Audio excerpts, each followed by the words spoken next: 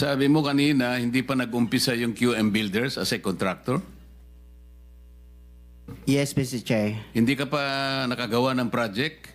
Hindi pa kasi yung nag-asawa ko ng 1991, nag-upisa kami sa hardware. Yung maliliit na hardware, nagtitinta ng bambo, mga ganun eh. Mga Bakit, hipa. bakit nasama ka sa 15 contractors sa listahan ng Pangulo? Kanina tinatanong ko, wala bang kukontra dito sa sinabi ng Pangulo na 545 billion worth of flood control projects ay ito lang mga 15 contractors ang nakakuha, kasama ka, QM Builders. Nandiyan ka pala, bakit hindi ka kumontra? Ba't ngayon sinasabi mo, hindi ka pa nakapag...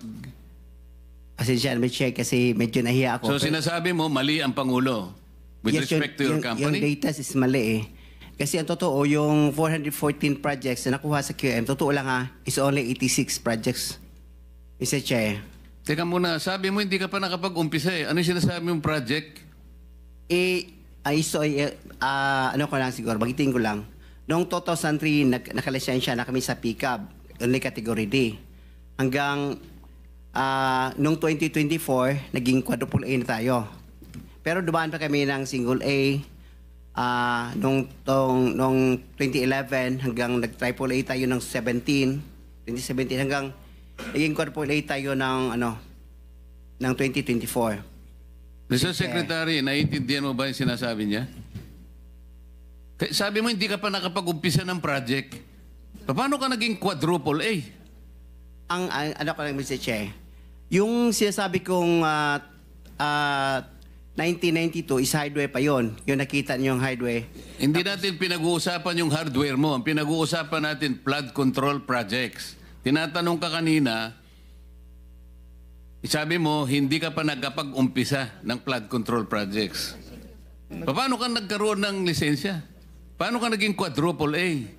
At lalong mahalaga, paano ka nasama sa 15? Gumawa ka na ng flood control project. Gumawa na tayo ng flood control project. O ngayon gumawa ka na naman. Ano ba talaga yung totoo? Baka hindi ka makauwi sa araw na ito. Nagsisinungaling ka na naman eh. Hindi po. Ang sinabi ng Pangulo, kasama ka sa 15. Tama, Mr. Huwag Che. mong mamaliitin ito. Bagatas dito, aartihin mo kami, sasabihin mo, hindi ka pa nag-umpisa ka isang hardware. May problema dito eh. Ano na yan, history lang yung sinasabi ko, Mr. Che.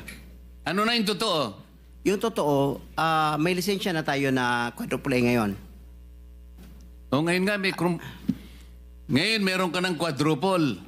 Yes, Mr. Che. O, ilang project ang na-execute mo na? Marami na eh. O kanina sinabi mo, hindi ka pa nakapag-umpisa eh. Meron akong hawak na martilyo rito, sinasabi ko sa'yo. Mr. Chair. Huwag kang tatawa-tawa kasi hindi nakakatawa ito ha. Mr. Chairman. Dito lang nagsisinungaling ka na eh. Mr. Chairman, if I may. Yes, Mr. Mukhang Senator. nahihirapan kasi si Mr. Kirante mag-explain. Tama ba to? Ang sabi mo kanina, hindi ka pa incorporated at ngayon incorporated ka na in 2024. Yes. I don't know, no. Hindi rin. Yung incorporated, hindi, yung on process pa yon, hindi pa namin na approve. So lahat ng project na ginawa mo, sole proprietor. Yes, Your Honor. So nakapag-project ka na. Yes, Your Ano Honor. yung sinasabi mong hindi ka pa nagsisimula or hindi mo pa nagagawa?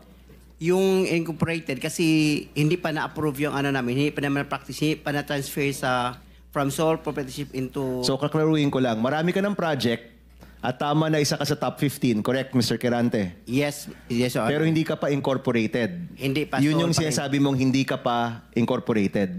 Yes, Your Honor. Yun yung binabanggit niya kanina, Mr. Chairman. Malabo pa rin eh. Mr. Secretary, tumatanggap ka ng isang sole proprietorship na mag-undertake ng flood control? Well, Mr. Chair, actually, he has the pickup license eh. Paano siya nagkaroon ng pick-up license as a contractor? He has the a pickup license. Paano ka nakakuha ng pick-up license, Wala pa Mr. nung, Kirante? Sole wala. proprietorship ka lang? Yes, Mr. Chair. Kailan mo nakakuha yan? 2003. hanggang nag-upgrade tayo sa 2007, naging B tayo. Hanggang 2011, naging A tayo. Yung 2017, naging AAA tayo. Ano yung net financial contracting capacity mo as a sole proprietorship? 40 billion, Mr. Chair. 40 billion? Yes, Mr. Chair. Yung financial statement mo, padala mo sa amin.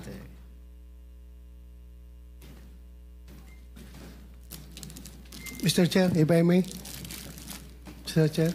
Teka muna, si Senator JB muna para matapos natin lahat. Quick lang para sa kanya. Kanino? Kay Randy. Habang hindi pa siya umalis. Naniniwala ka pa dyan?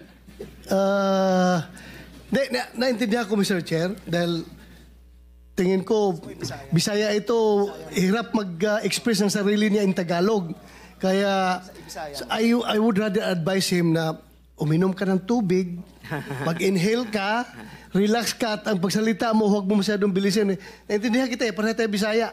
May difficulty in expressing yourself ka.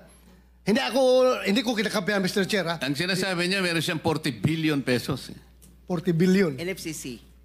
40 billion ang sinasabi niya. NFCC, Mr. Chair. Kaya nga, 40 billion pesos. Yes, Mr. Chair. Oh. Naniniwala ka, Mr. Senator? Ano yung NFTC, Mr. Chair? Hindi ko... Net financial contracting capacity. Totoo, tinoon na, bay. Ha? Yeah. May 40 Yes. billion ka. Yes. Nakadeposito sa bangko na. Ano sa mana? Ay, Paano? hindi. Yung NFCC kinuha sa... Ano yan? Yen o pesos? Asset yan. Kasi yung NFCC, kinocompute ng times 15 yon, Mr. Chair. Halimbawa, may 1 billion ka sa bangko. Pwede ka sa 15 billion. So, halimbawa, may pera ka sa bangko na 2 billion, ibig sabihin, pwede ka sa 30 billion. Yan ang computation. Kaya tayo yung pera natin, kasama na yung mga assets, more than 2 billion. Kaya i-multiply natin ng 15, abot ng 40 billion. Kaya kami munta at hanggang 40 billion.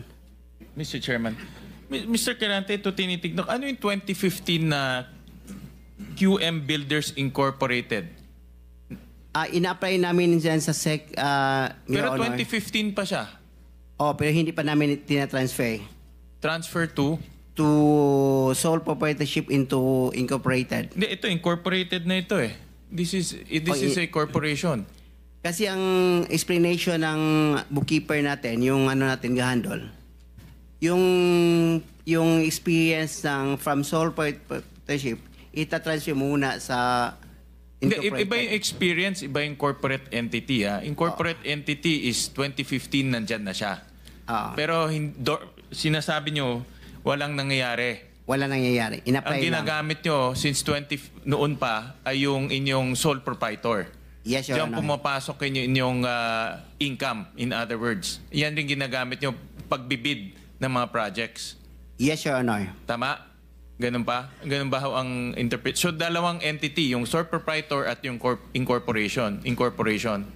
Yes, Your Honor. Okay. Sabit nyo na lang ho sa amin yung mga dokumento na yan. Thank you, Mr. Chairman.